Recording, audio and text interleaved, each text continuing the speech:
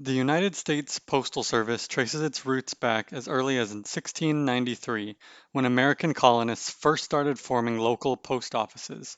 The Post Office Department was officially created in 1792 with the passage of the Postal Service Act and was later elevated to a cabinet-level department in 1872.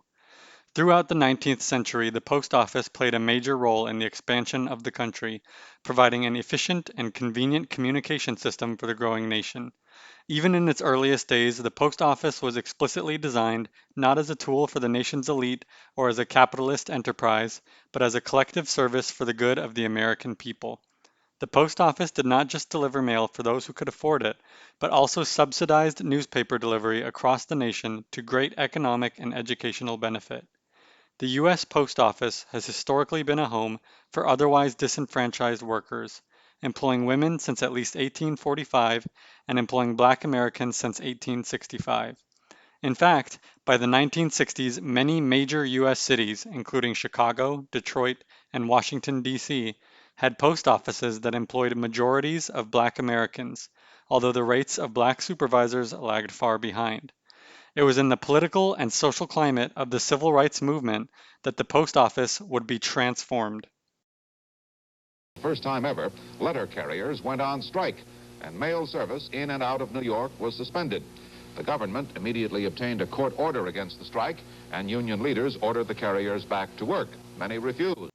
The U.S. postal strike of 1970 was an 8-day strike by federal postal workers in March 1970 against woefully inadequate pay, benefits, and working conditions. The strike began in New York City and spread across 14 states and over 200,000 workers in the following 2 weeks. In response, President Richard Nixon sent in the United States Armed Forces and the National Guard in an unsuccessful attempt to distribute the mail and break the strike. I have just now directed the activation of the men of the various military organizations to begin in New York City the restoration of essential mail services. What exactly are you doing? I don't really know. Do you think you're doing it as fast as a postal worker? No, I don't. No. He must have his own little tricks because I can't find half the slots. This strike against the federal government, regarded as illegal, was the largest wildcat strike or strike undertaken without union authorization in U.S. history. The postal strike of 1970 fed off a broader political climate that was defined by dissent and working class collective action.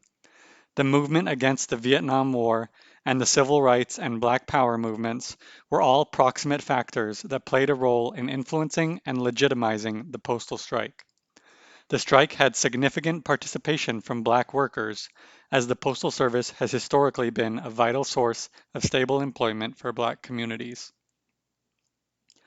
The strike led directly to Congress passing and President Nixon signing the Postal Reorganization Act of 1970, which dissolved the United States Post Office Department, replaced it with the independent agency United States Postal Service, and guaranteed collective bargaining rights for postal workers.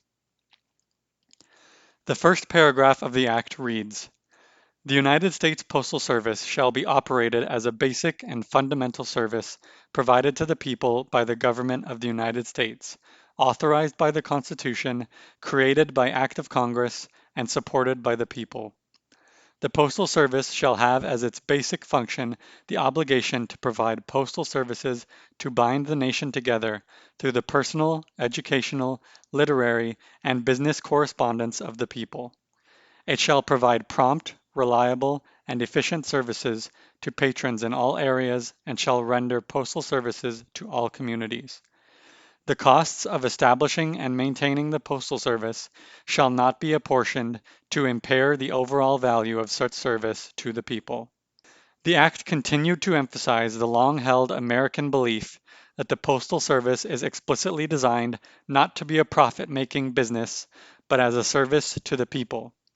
Over the course of its history, the Post Office has often operated at cost in order to benefit the American people by delivering mail to all Americans, even those in remote locations, and by subsidizing the development of every major form of transportation in the United States, including roads, steamships, railroads, and aviation. Despite consistently delivering on its promise of democratizing mail service, there will always be those who stand to gain by dismantling and privatizing the USPS.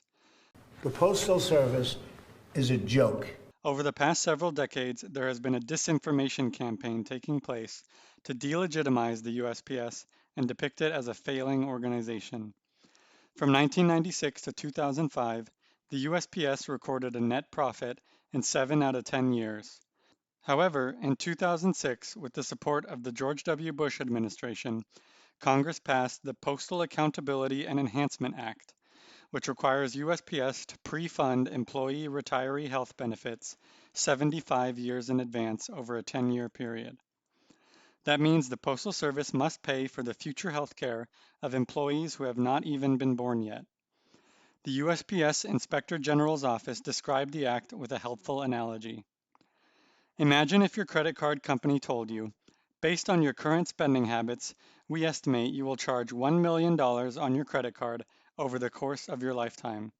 Therefore, we expect you to include the $1 million in your next bill payment. Doesn't seem right, does it? Well, that's what the U.S. Postal Service's requirement to pre-fund its long-term pension and healthcare liabilities is like. Since 2006, the USPS has yet to record another profitable year, but the burden of the Postal Accountability and Enhancement Act has accounted for an estimated 80 to 90% of the agency's losses. Critics have called the law draconian and say that it was created with the intention of leading the Postal Service toward privatization. No other federal agency or private institution bears this burden.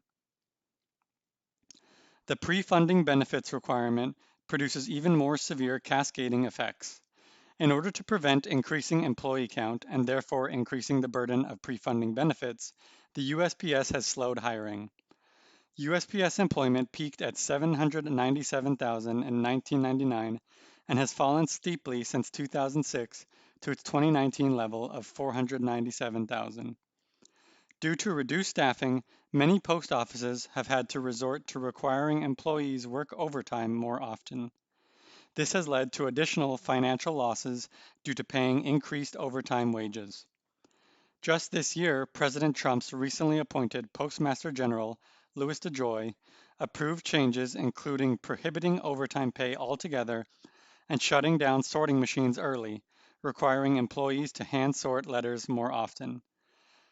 The result of these changes has been to severely delay mail delivery across the country. DeJoy, who has a sizable financial stake in USPS competitors and contractors, would stand to gain greatly from the privatization of USPS. Despite the steps taken to dismantle the post office, it remains a very successful and popular organization. According to a 2020 Pew Research Center survey, the Postal Service is the American public's favorite federal agency, with a 91% approval rating, an all-time high. Even more notable is that support for the USPS is bipartisan, as it is also the highest rated federal agency among both Democrats and Republicans. A 2011 report by Oxford Strategic Consulting ranked the U.S. Postal Service as the most efficient and best overall universal postal service provider, or USP, in the world, ahead of other fully privatized USPs such as Deutsche Post in Germany. The report emphasizes the social utility that USPs provide. This report argues that the USP has an important function in contributing to socio-economic growth by connecting all members of the population with each other, with commercial entities, and with government, wherever a physical communication is needed, including letters, cash, parcels, pensions, forms. For many remote customers, especially in emerging markets, the post office is the only viable means of receiving or sending goods and of engaging in e-commerce. The report argues that in the near future, top-ranking USPs must diversify their services while upholding their duty to maintain universal and broad access to all of their services as a key tool for socioeconomic development. Commercial providers do not deliver all things to all people. Therefore, the USP must act as the fulfiller of last resort. Though clearly USPs will wish to fulfill such delivery requirements at the most efficient price they can achieve, this is not always profitable. However, the report points out that in today's rapidly evolving global economy, with its de-emphasis on paper mail, that USPs that are not permitted to broaden their services, such as the USPS, are in a difficult position in the longer term. USPS is an excellent example of the dichotomy facing USPs and regulators. USPS is highly efficient and trusted, leading it to be placed top of our rankings. Yet it is financially unsustainable. It is playing a bad hand well, but it seems bound to struggle without significant change beyond the currently proposed cost reducing and cash flow releasing regulatory changes.